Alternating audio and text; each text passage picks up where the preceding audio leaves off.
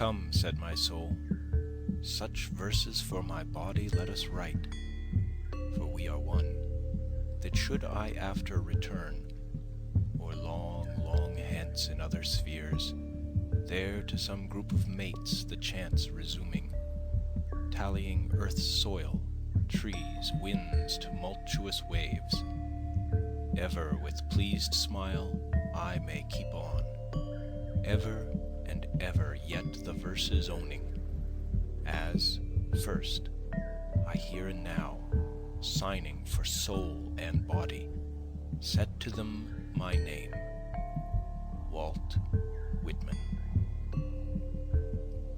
One's self I sing. One's self I sing, a simple, separate person.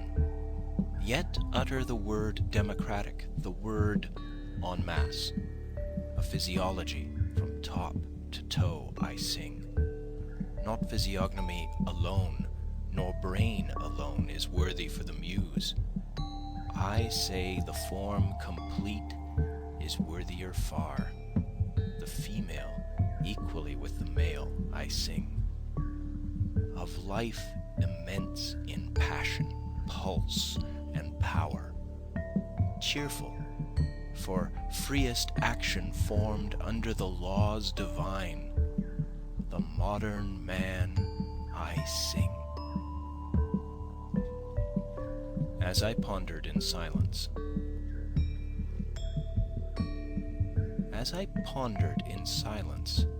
returning upon my poems, considering, lingering long, a phantom arose before me with distrustful aspect, terrible in beauty, age, and power, the genius of poets of old lands, as to me directing like flame its eyes, with finger pointing to many immortal songs, and menacing voice. "What singest thou?" it said. "Knowest thou not there is but one theme for ever enduring bards? And that is the theme of war, the fortune of battles, the making of perfect soldiers." "Be it so," then I answered. "I too, haughty shade, also sing war, and a longer and greater one than any, waged in my book, with varying fortune, with flight, advance and retreat, victory deferred and wavering, yet methinks certain, or as good as certain at the last, the field, the world, for life and death, for the body and for the eternal soul. Lo, I too am come, chanting the chant of battles. I above all promote brave soldiers." In cabined ships at sea.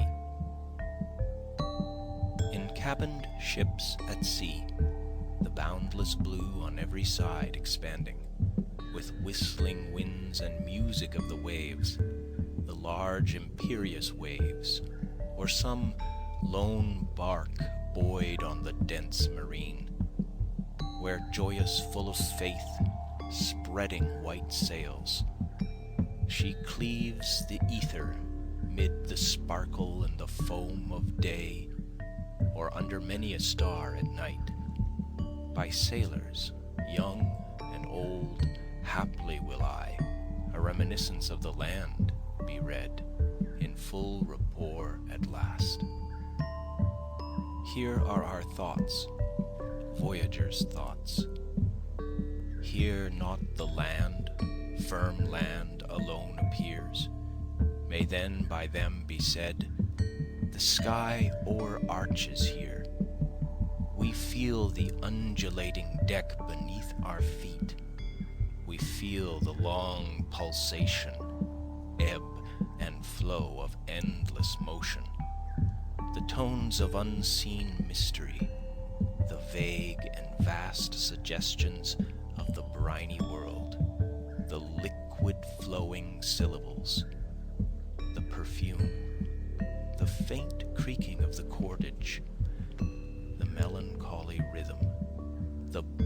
boundless vista and the horizon far and dim are all here, and this is ocean's poem.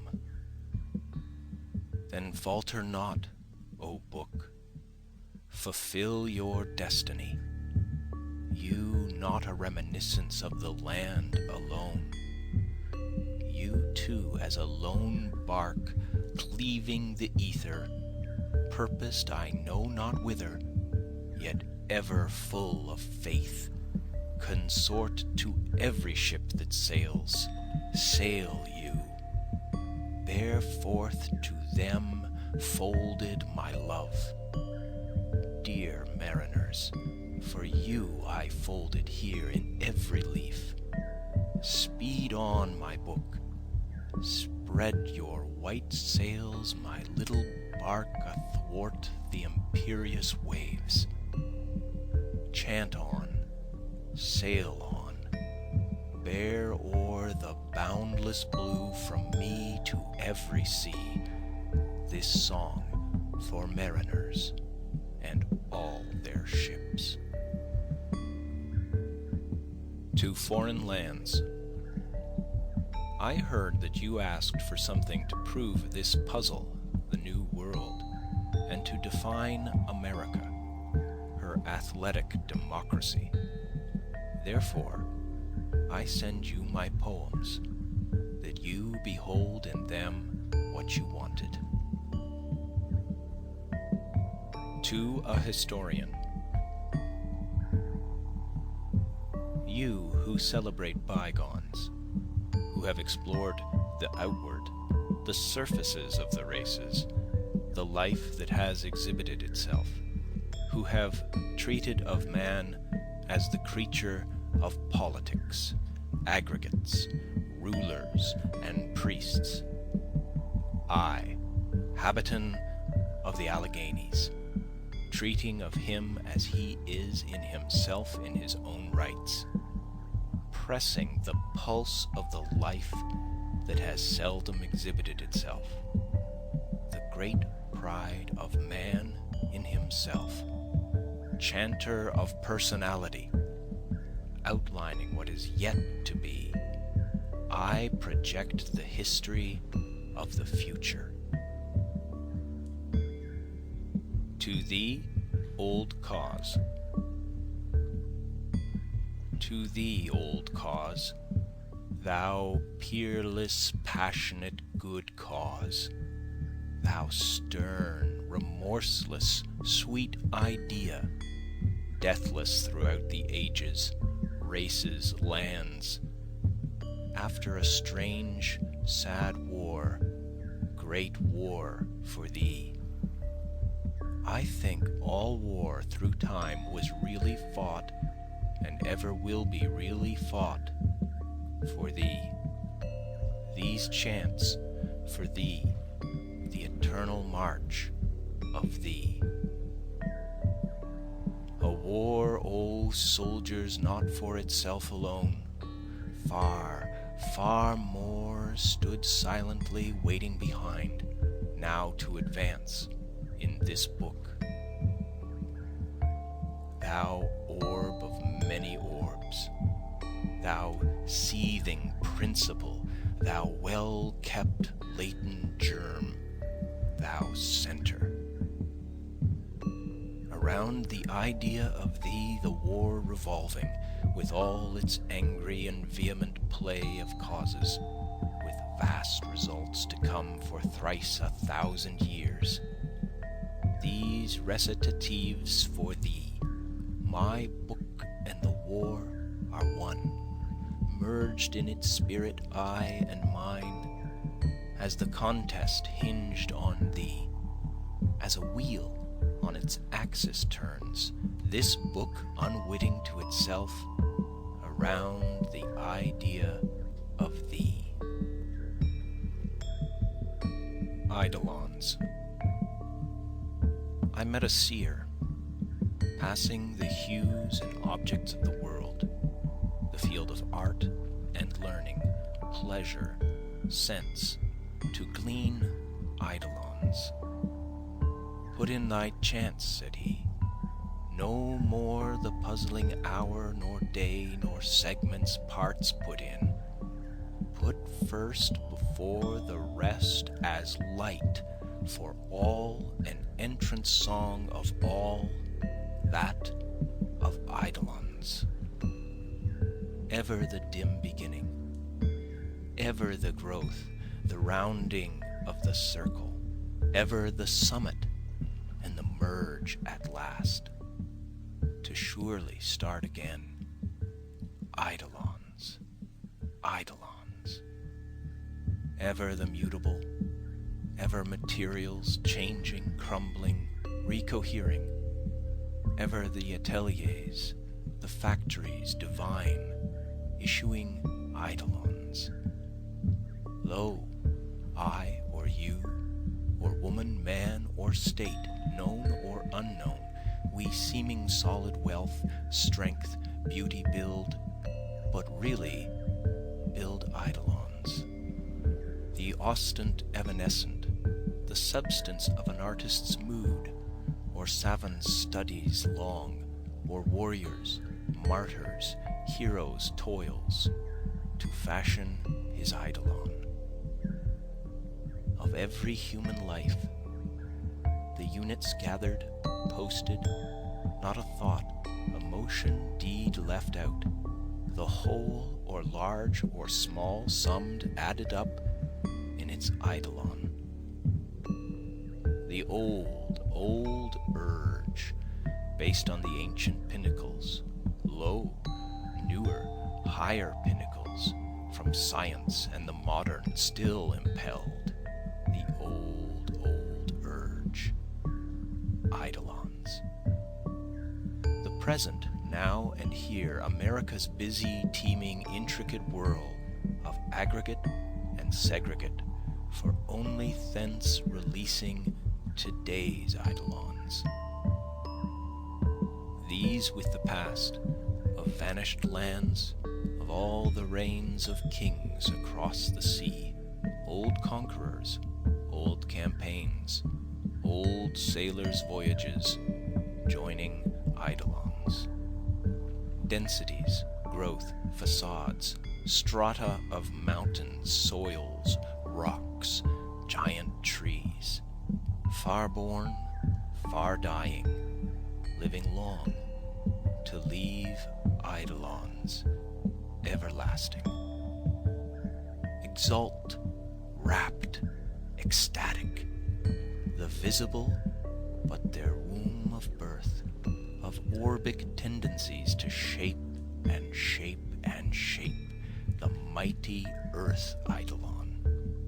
All space, all time, the stars, the terrible perturbations of the suns, swelling, collapsing, ending, serving their longer, shorter use, filled with eidolons only. The noiseless myriads, the infinite oceans where the rivers empty, the separate countless free identities like eyesight, the true realities, eidolons. Not this world, nor these the universes, they the universes, purport and end ever the permanent life of life, eidolons, eidolons.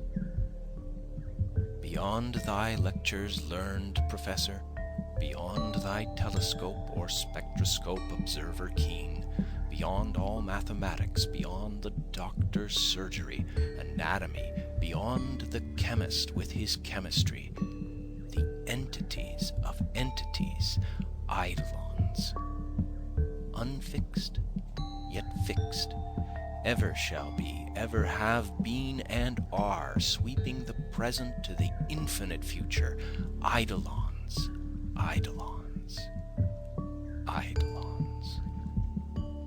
The prophet and the bard shall yet maintain themselves in higher stages yet, shall mediate to the modern, to democracy, interpret yet to them God and eidolons.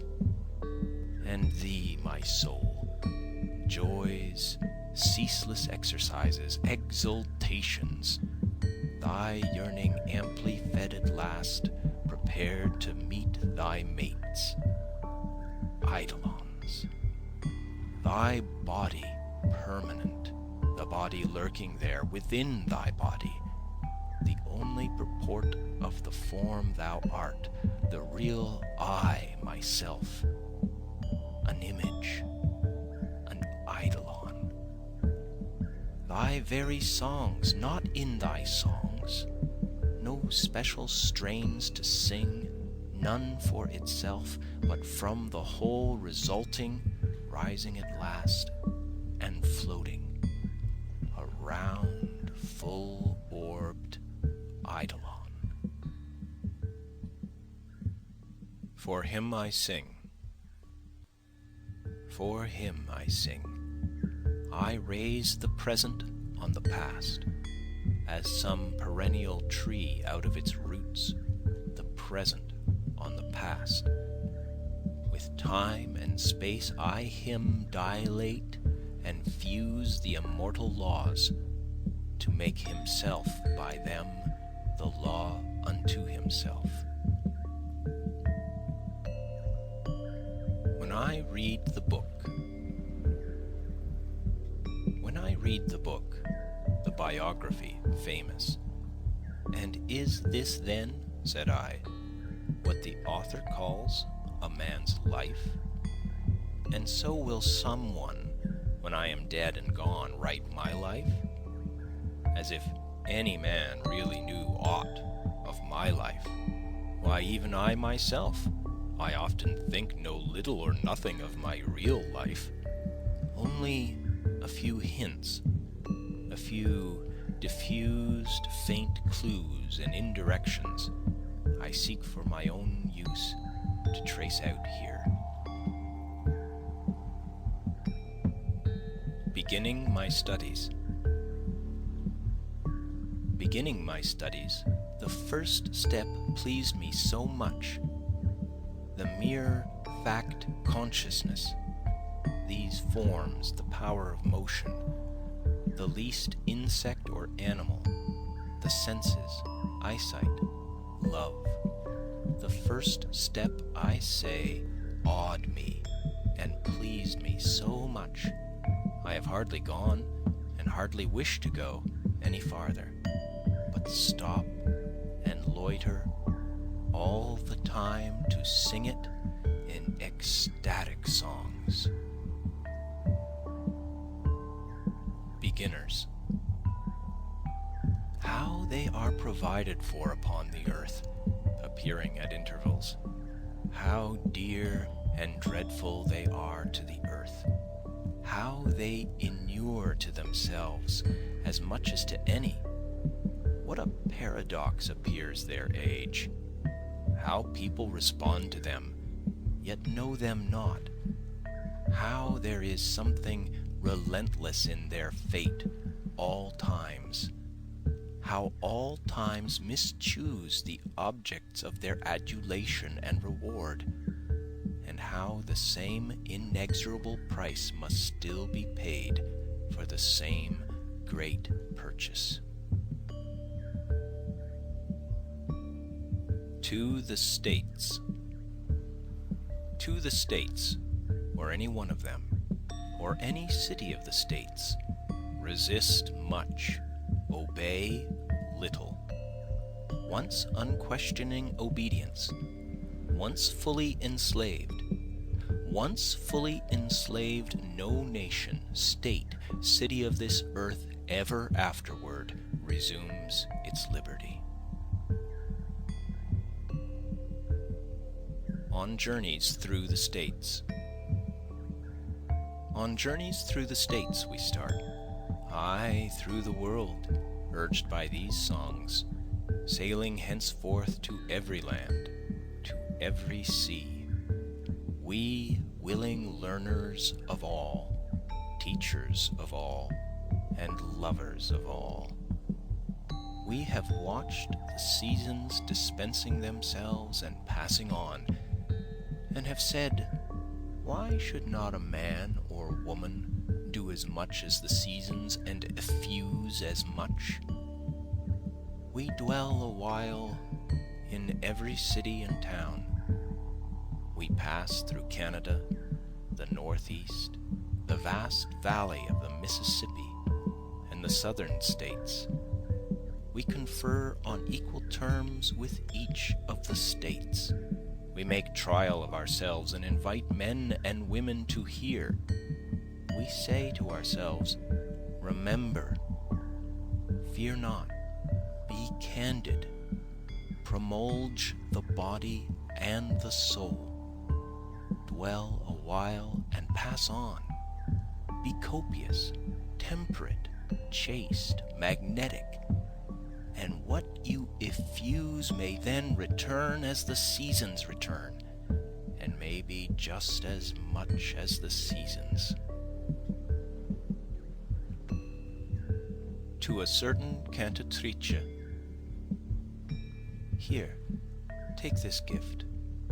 I was reserving it for some hero, speaker, or general, one who should serve the good old cause, the great idea, the progress and freedom of the race. Some brave confronter of despots, some daring rebel. But I see that what I was reserving belongs to you just as much to any. Me imperturbe, standing at ease in nature, master of all or mistress of all, aplomb in the midst of irrational things, imbued as they, passive, receptive, silent as they, finding my occupation, poverty, notoriety, foibles, crimes less important than I thought. Me toward the Mexican Sea, or in the Manhattan or the Tennessee, or far north or inland, a riverman or a man of the woods, or of any farm life of these states or of the coast, or the lakes or Canada, me wherever my life is lived. Oh, to be self-balanced for contingencies, to confront night, storms, hunger, ridicule, accidents, rebuffs, as the trees and animals do. Savantism. Thither as I look I see each result and glory retracing itself, and nestling close, always obligated. Thither hours, months, years. Thither trades, compacts, establishments, even the most minute. Thither everyday life, speech, utensils, politics, persons, estates. Thither we also, I with my leaves and songs, trustful, admirant, as a father to his father going, takes his children along with him. The ship starting. Lo, the unbounded sea, on its breast a ship starting, spreading all sails, carrying even her moon sails. The pennant is flying aloft as she speeds so stately. Below, emulous waves press forward. They surround the ship with shining, curving motions and foam. I hear America singing. I hear America singing. The varied carols I hear, those of mechanics, everyone singing his as it should be, blithe and strong.